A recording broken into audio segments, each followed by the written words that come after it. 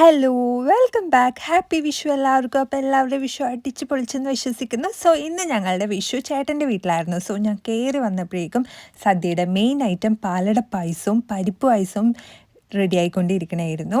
അതിൽ എനിക്ക് ഏറ്റവും ഇഷ്ടം പാലട പായസത്തോടെ. അപ്പോൾ നിങ്ങൾക്കോ? പിന്നെ സദ്യ കഴിക്കുമ്പോൾ മെയിൻ നമുക്ക് ആ ടേസ്റ്റ് കിട്ടണേ വാഴയിലയിൽ തന്നെ കഴിക്കണ്ടേ. അപ്പോൾ ഇന്ന് ഞങ്ങൾ സദ്യ വാഴയിൽ തന്നെയായിരുന്നു കഴിച്ചത്.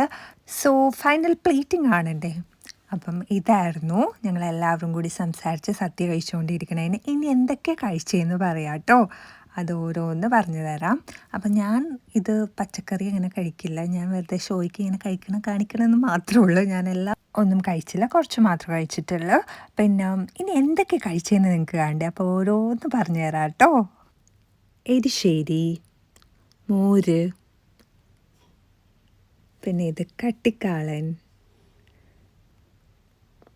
പരിപ്പ്, സാമ്പാർ, കാബേജ് തോരൻ, ബീട്രൂട്ട് പച്ചടി, അവിയൽ,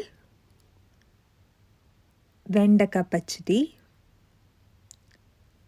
ചമ്മന്തി, അച്ചിങ്ങ മെഴുക്ക് വരട്ടിയത്, മോര് കറി,